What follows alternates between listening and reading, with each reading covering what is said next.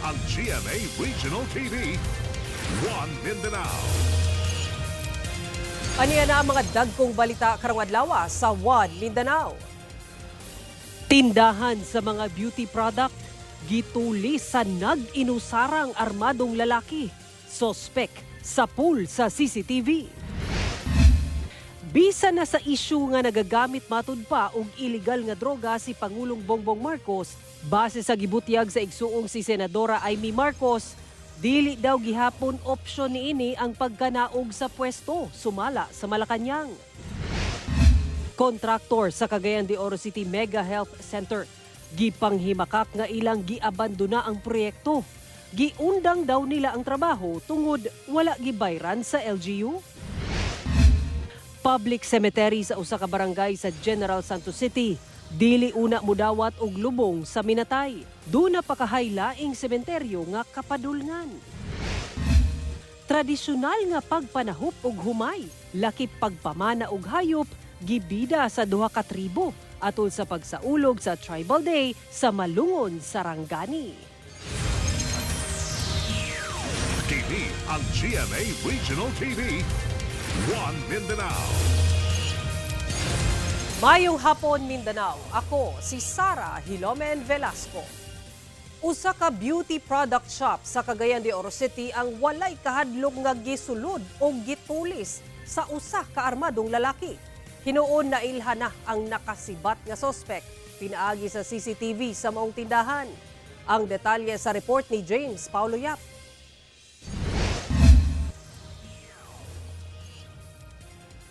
Kuha kining video sa usa ka beauty product store sa Barangay Konsolasyon sa Cagayan de Oro City. Makita usa ka lalaki nga nakasando nga adunay suot nga headband nga kalit misulod sa tindahan. Aduna kini bit-bit nga pistola ang iyang tuo nga kamot. Hold up day ang tuyo sa suspect sa maong tindahan. Sumala sa tag-iya sa maong shop nga Martes sa gabi nahitabo ang maong insidente kung asa iyang bayaw ang nagbantay sa ilang tindahan. Close na gito na to siya.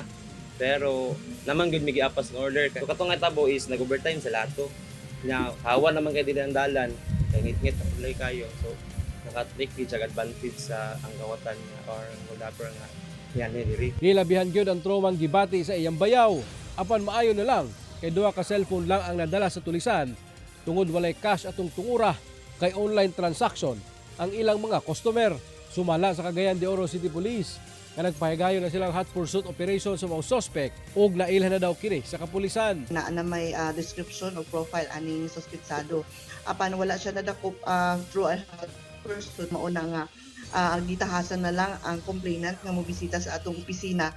Karong adlaw nga expected nato nga mo lodge siya sa iyang affidavit of complaint para ma-regular file ang maong o sa atong piskalya. Anda man sa magpasaka og sumbong ang biktima sa maong insidente ug hangyo nila karon sa otoridad nga maaksyonan kini sa mas daling panahon. Basig na po siya kuan ba.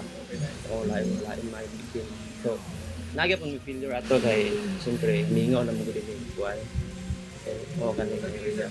Kauban si Makoy Sempron, James Paulo Yap, One Mindanao. Dili opsyon matud pa ni Pangulong Bongbong Marcos ang pagkanaog sa pwesto luyo sa mga kontrobersiya nga gikaatubang niini sumala sa Malacañang. Atong sayron ang detalye niini sa live report ni Argil Relator. Argil. Sara ka na ang baruganan sa Malacañang sa mga migula ng mga panawagan sa pag-resign ni Pangulong Bongbong Marcos tungod sa mga aligasyon nga korupsyon. Dinalambigit ang pangalan sa Pangulo sa binilyon ng mga insertion sa 2025 national budget. Walay plano nga muhimo og legal nga aksyon ang First Family ug Malacañang sa ikabutyag ni Presidential Sister Senator Amy Marcos nga nagagamit matud pa og illegal nga droga ang iyang isuong si Pangulong Bongbong Marcos. Lakip ang First Lady Liza Marcos. Apan And it's up to the OJ, maybe Ombudsman, if they will make any initiative to investigate this matter. sa mga panawagan nga mukanaog na sa pwesto si PBBM. Bakit? Para pumalit ang Vice Presidente? So, option ba ito? The President is still working and keeps on working for the country. So hindi po opsyon sa administrasyon, sa Pangulo ang pagbibitiw. Ang Pangulo ay matapang na haharapin kung ano man ang suliranin ng bansa. At sila mga nag-iingay, sila ay ingay lamang. Dihang gipangutana kung tubagon ba ni mismong PBBM ang aligasyon sa korupsyon o paggamit og illegal nga droga.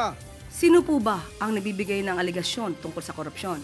Ang sinabi ni Zaldico, pauwiin po natin siya dito, ibigay niya ang tamang mga dokumento niya kung meron siya, at saka po natin sagutin ang inyong katanungan. Ang PDP laban nga partido ni kanhi Pangulong Rodrigo Duterte giawhag si PBBM nga pailawom sa usa ka transparent, independent ug medically supervised hair follicle drug test. Ang maong panawagan dili matud pa usa ka political attack apan usa ka constitutional requirement. Hindi po tayo magpapadala kung ano ang sinasabi ng mga maiingay.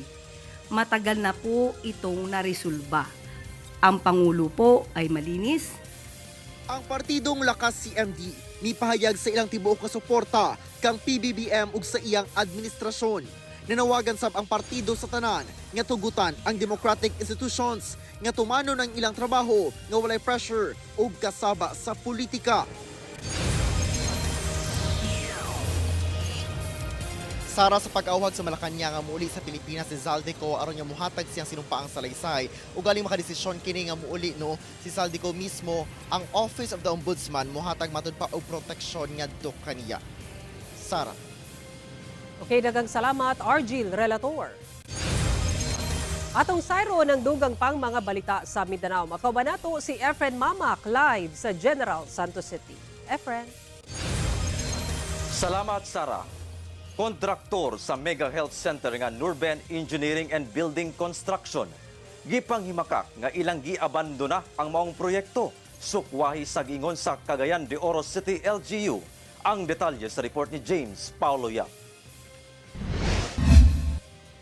Giklaro karon sa Nurben Engineering and Building Construction ang kontraktor sa Mega Health Center sa City Umacanhan sa Barangay Carmen sa Cagayan de Oro City na ilang giundangan ang proyekto tungod pakyas daw sa pagbayad kanila ang syudad. Sumala sa kontraktor Marso 2024 dihang nagsugod sila pagtrabaho sa maong proyekto. Nakuha matud pa nila ang 15% nga mobilization fund. Hinungdan nga nakahimo sila sa pag-develop sa project site ug pagbutang sa mga steel structures. Apan diyang naghatag na sila og ikaduhang billing balor 20% sa project cost, wala na kuno sila nabayran. Butang nga napugo sila og undang sa pagtrabaho. It was already designed by the mayor na 20% na yon na availability of the funds. Pero up to the umabot po ng more than 2 months, hindi kami na-releasean ng bayad. Hindi po kami nabayaran. Paglabay kuno sa kapinduha ka bulan, nagdesisyon sila nga temporaryong undangon ang proyekto aron kolektahon una ang bayad gikan sa LGU. That is not our forte. It's their forte. They fail to pay us in due time. Kahinumduman nga gibutyag sa Cagayan de Oro City LGU no August 11, 2025, opisyal nilang giterminate ang kontrata sa Nurben Engineering isip kontraktor sa balor 64 million pesos nga Mega Health Center. Gisuwayan og kuha sa GMA Regional TV1 Mindanao ang pahayag sa LGU ug City Engineering Office apan magpagawas lamang sila og pahayag sa mga musunod nga adlaw. Kauban si Makoy Sempron, James Paulo Yap, 1 Mindanao.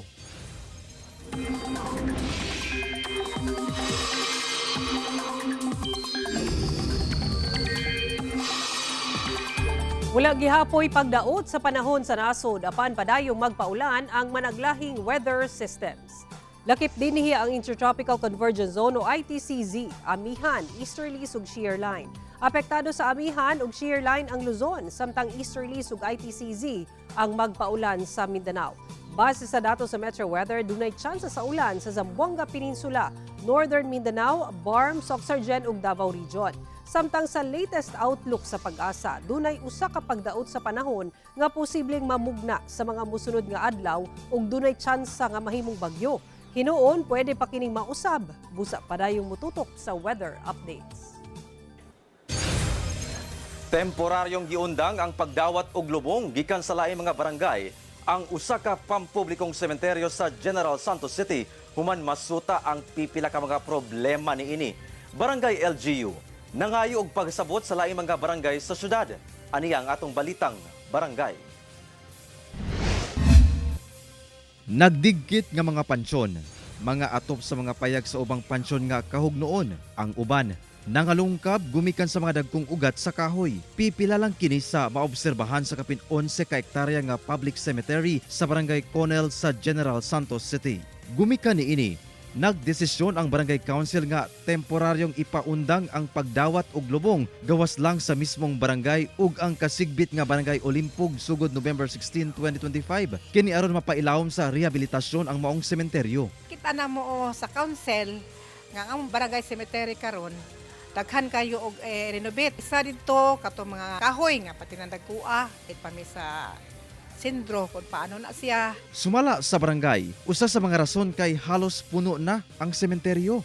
Sumala sa tigtaod og mga lapida sa mga nitso nga si Topper Kabuya, ubay-ubay sab kuno nga mga nalubong sa maong sementeryo, tagalaing barangay. Mga unang kapuno sa dayo niya ang taga-Conel simbakulag ni mamatay wala na kabutangan. Mabala kami. Kaya naman tungod kay mo report among administrator kada bulan nga mas daghan pa ang pulubong tagagawas kaysa taga barangay Conel. Nya among na-realize katingalig itantanan mga matay man tano. Tingalig pag abot sa panahon wala na tay kalubngan, wala ni kalubngan taga Conel tungod pulos lang tagagawas ang lubong.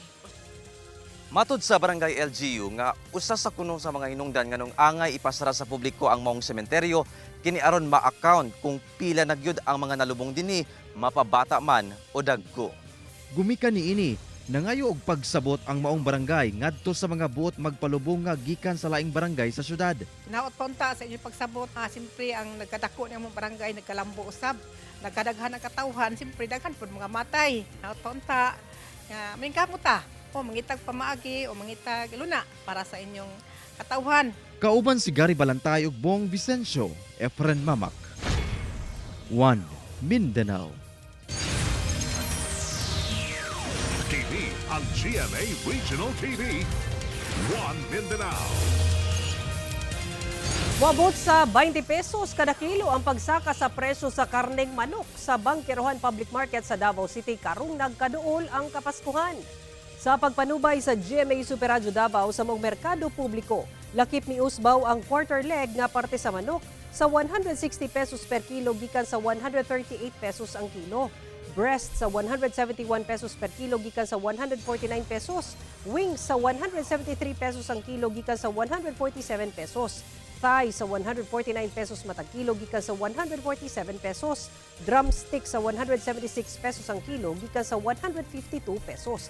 Hinoon nagpabilin ang presyo sa whole chicken sa 162 hangtod 168 pesos ang kilo. Sumala sa usa sa mga vendor sa Bangkerohan Public Market nga tungod kini sa nagkaduol nga panahon sa Kapaskuhan nga gipaabot sab ang pagkusog sa demand.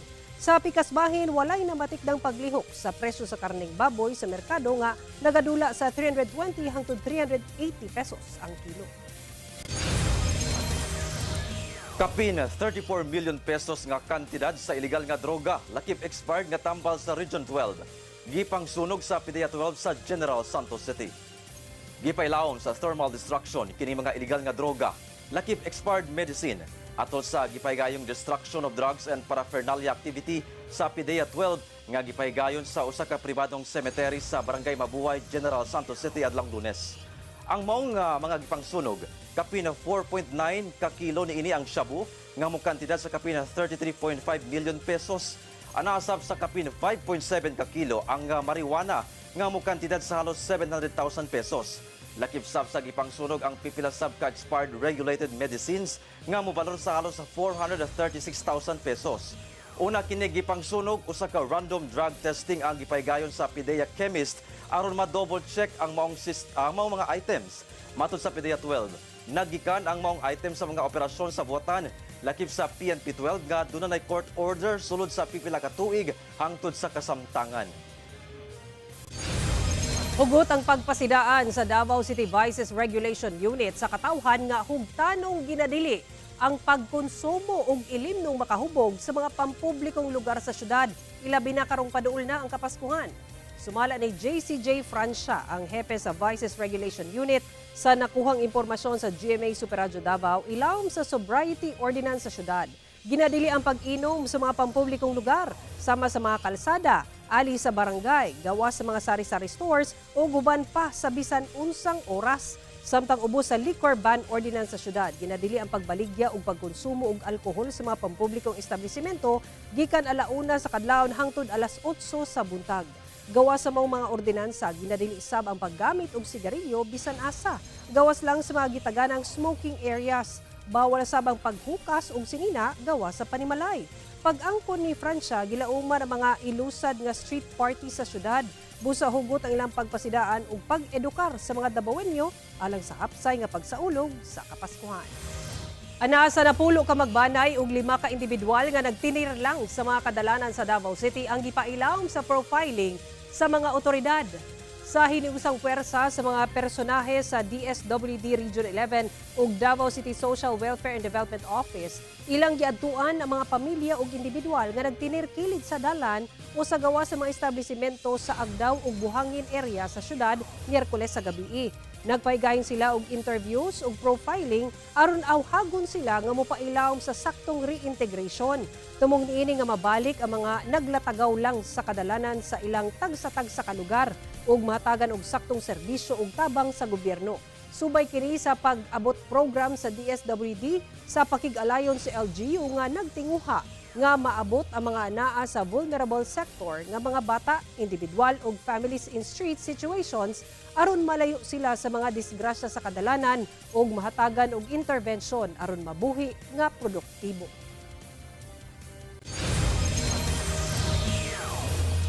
Padayong gipasidan-an sa Davao City Police Office sa mga maglusad ug lihok protesta sa syudad nga ipabiling malinawon ang aktibidad. Sa impormasyong nakuha sa GMA Superradyo Davao, sumala ni Police Captain Hazel Caballero Tuazon ang tigpamaba sa Davao City Police Office. Nagpabilin silang alerto sa mga susamang aktibidad o gisiguro ang deployment sa kapulisan aron masiguro ang kaluwasan sa mga rallyista o sa mga tao sa palibot dungan sa pagrespeto sa mga tao nga makapadayag sa ilang gibati ug mulo. Sobling pagpasidaan sa kapulisan, ang Freedom Park sa Rojas Avenue ang gitaganang lugar sa mga magrally. Gawas lang kung nakakuha og permit sa lokal nga panggamhanan aron makapahigayon og rally sa ubang lugar sa syudad. Hinuon giklaro ni Tuazon nga wala sila'y na-monitor nga direktang hulga sa Davao City. Apan padayong gihangyo ang kooperasyon sa mga Davaoenyo nga isumbong sa otoridad kung galing dunay mamatikdang kadudahang butang o tao sa palibot. Mas pakusgan sa BIMP Iaga ang cross-border trade ug sub-regional cooperation aron masumpo ang ilegal nga pagpalusot ug kontrabando. Ano report ni John D. Esteban. Usa sa mga ginatutukan sa otoridad sa Mindanao ang pagbantay sa border batok sa mga ipalusot nga kontrabando gikan sa silingang nasod. Gani ning bagulang niadtong November 5 naharang sa Naval Forces Eastern Mindanao ang 43.5 million pesos nga kantidad sa smuggled nga sigarilyo sa gilusan nga operasyon sa Barangay Bato, Santa Cruz, Davao del Sur. Migula sa investigasyon nga gikan kini sa nasod Indonesia.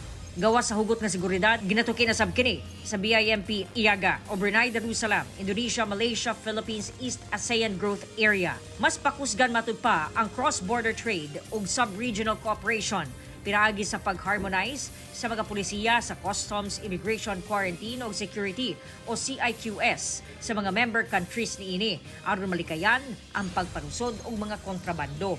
Kini ang gibutyag ni Mindanao Development Authority o MINDA Undersecretary Janet Lopos sa press conference atol sa 28th BIMP Iaga Ministerial Meeting and related meetings sa Davao City. Sa karon, ilaha matud pang tutukan ang pag-formalize sa ruta sa patigayon. One of the ways we address these kinds of challenges would be the formalization of our cross-border processes. Kaya meron tayong pilot testing niyan in BARM, particularly in Tawi-Tawi. Gisigundahan sab kini sa nasod Malaysia ug Indonesia. One of the aspect of enhancing the cluster of trade facilitation is for that purpose actually, to ensure that we have a very controlled and smooth trading between our nation and eliminate whatever negative elements that exist in trade between member countries. Why we are now working the formalization of the CIQS and then look forward for a further cross-border trade. Kauban si Bebot Cajes sa kamera, Jandy Esteban. 1 Mindanao. Mga kapuso, nagpadayon gihapon ng big time pamaskong handog nga proof of purchase promo sa GMA nga mo ang kapuso Big Time Panalo Season 4. Over 7 million pesos ang ipanghatag, lakip na ang upat ka makadaog og tag 1 million pesos para sa lucky mamimili og sari-sari store owner sa Grand Draw. At ang iyang swerteng makadaog og pangkabuhayan package worth 50,000 pesos. Gawas pa sa makadaog og 1,000 pesos daily og 7,500 pesos weekly cash prizes. Ipadala lang ang inyong entries hangtod December 26, 2025. Ihulog kini sa GMA Regional TV and radio stations, piling drugstores and supermarkets nationwide. Mga kapuso, magbantay sa fake news, fake Facebook accounts or scam text. Tutok lang sa GMA o mabisita sa official Facebook page at GMA Promos para sa complete mechanics and announcements. Gibida sa duha ka tribo sa Malungon, Sarangani ang pipila ka traditional nila nga pamaagi sa pagbaton og pagkaon sama sa pagpana og hayop og pagpanahop og humay ato sa pagsaulog sa Tribal Day sa maong lungsod. Ato kining silipon, pinaagi ni ining report. Giagi og pa-contest ang traditional nga pagpanahop og humay sa tribong Blaan ug taga-Kaulo nga duha sa mga indigenous people sa Malungon, Sarangani atol sa pagsaulog sa Tribal Day sa maong lungsod nga gipahigayon sa Municipal Hall adlawng Lunes. Gani pinaspasay ang mga partisipante sa maong tribo sa paglubok sa mga grano sa humay gamit ang lusong ug alho. Dayon, gitahupan kini gamit ang migo. Gawas ni ini, giagisab og pa-contest ang archery o pamana gamit ang pana nga gama sa kawayan nga gibutangan og talinis nga bakal. Sa maong contest, gikinahanglan sa mga partisipante nga ig-on ang target subject sa manining imahe sa manok ug baboy. Apan, ang pinaka-challenge, ig-on ang imahe sa usa ka deer nga gipalihok-lihok. Tumala pa, ang pamana usa sa naandan nga pamaagi sa pagdakop og makaon nga hayop kaniadto sa mong tribo. Ito, masaya naman makatry sa ganitong opportunity para makita ng bayan na ang indigenous people, ganito pala ang paraan nila para makahuli ng ulam. Matod sa Municipal LGU, pamaagi ang maong aktibidad nga mahinumduman ang responsibilidad mapa-indigenous people man o dili nga i-preserve ang mga indigenous roots ug masiguro nga mapasa kini sa sunod nga henerasyon nga dunay garbo ug dignidad. Kauban si Gary Balantay ug Bong Vicencio, Efren Mamak. 1 Mindanao. Gibutiag ni Davao City Acting Vice Mayor Rigo Duterte nga padayon nga nakabantay si kanhi Pangulong Rodrigo Duterte sa kahimtang sa nasod bisan nagpabilin sa kustudiya sa International Criminal Court sa The Hague sa the Netherlands. Sumala sa Acting Vice Mayor nga nagpabilin ang suporta sa kanhing presidente dungan ang pag-auhag nga dili kalimtan ang iyang mga nahimo alang sa mga kabus. Giklaro sa Batanong Duterte nga nagpabiling maayo ang panglawas sa apuhan apan giangkon nga nakurat siya sa dagway niini nga dunay bangas o bungot. Sanglit na anad sumala pa ang apo nga limpyo ang dagway sa apuhan, ilabi na kung muatubang sa publiko. Apan giangkon sab sa Acting Vice Mayor nga usa sa mga tugon kaniya sa kanhing presidente nga malipayo na siya kung unsa man ang mahitabo kaniya sa mga mosunod nga panahon. TV ang GMA Regional TV. 1 Mindanao. Nakatagda ng pasigaon ugmang adlaw ang giant holiday tree sa Tagum City sa Davao del Norte. Paymangno sa lokal nga panggamhanan, gibawal ang pagpalupad og drone. Sa impormasyong nakuha sa GMA Super Radio Davao, nakatakda ng pasigaon ang giant holiday tree sa City Hall Complex sa Tagum City. Subay sa pagpasiga niini, nagpasidaan ang lokal nga panggamhanan sa Tagum nga ginadili ang pagpalupad og drone sa lugar kay posibleng magdala og risgo kung mabangga kini sa taas nga holiday tree. Subay sab kini sa ordinansa sa syudad nga nagadeklara sa City Hall Complex nga no drone zone alang sa dugang seguridad ug pagsiguro sa kahapsay ug kaluwasan sa mga motambong sa mga aktibidad. Una nang gianunsyo sa Tagum City LGU nga gilaumang malabwan pa sa kasamtangang holiday tree ang 202 feet nga gitas-on sa giant holiday tree sa syudad sa nakalabayng tuig. Ipahigayon ang pagpasiga sa giant holiday tree sa Tagum sa alas 6 sa gabi ugma. Tulo ka mga lungsod sa Mindanao ang nalakip sa top 10 fastest growing highly urbanized cities sa nasod sa tuig 2024 kung itandi sa 2023. Samtang Davao City ikalima nga dunay pinakadako nga ekonomiya sa nasod. Base sa datos sa Philippine Statistics Authority kon PSA, tanang 33 ka highly urbanized cities o HUC sa nasod dunay pagsaka sa resulta sa pinakaulahing provincial product accounts. Sa top 10 fastest growing HUCs, ikaduha ang Iligan City nga dunay gross domestic product o GDP annual growth rate nga 8.8%. Gisundan kini sa Butuan City, top 3 nga dunay 8.7% annual growth rate. Ug ikalima ang Davao City nga dunay 7.9%. Ang nalakip sa top 10 HUCs nakatala og mas paspas nga pagsaka kung itandi sa national GDP growth rate nga naalang sa 5.7%. Samtang ikalima ang Davao City ug ang nag-inusarang HUC sa Mindanao nga dunay pinakadako og ekonomiya sa Pilipinas, human nakatala og 574.72 billion pesos nga GDP. Nanguna ang Quezon City, gisundan sa Makati City, City of Manila ug Taguig City. Aron mas mahimong globally competitive ang exportation sa durian nga gikan sa Pilipinas, mas palawman pa ang kahibalo sa durian stakeholders sa nasod. Pinaagi sa nakatakdang ipahigayon nga 2025 National Durian Industry Summit sa Davao City. Ang detalye sa report ni Argil Relator. Tungod sa dili maayong klima, anaalang matud pa sa 30% sa production sa miaging tuig ang harvest karong tuiga sa durian sa Davao City. Sumala sa monitoring sa Davao City Agriculturist Office. Busa, dili gayud abunda ang supply sa durian karong tuiga. Usa ang taas nga panahon sa ulan sa mga hinungdan sa limitado nga pagpamunga og durian. Despite nga gamay ang iyang volume, pero until now we have production. So given the cultural management na pud nga ginahimo sa ato ang mga farmers, dili gyud siya maingon nato nga zero ang ato ang production. Apektado man ang volume, apan wala na usab ang kalidad sa durian. Busa, usa ang durian flowering and fruiting sa hisgutan sa ipahigayon nga 2025 National Durian Industry Summit karong November 25 hangtod 26. Kini na ay katulong higayon nga mag-host sa summit ang Davao City. For the past 2 years, makita gyud nato ang leap sa volume when it comes to export both fresh durian, especially fresh durian, kay naa naman tay mga export for frozen. Lakip sa giimbita sa Durian Industry Association of Davao City nga speakers ang mga durian experts gikan Malaysia, Thailand ug Australia.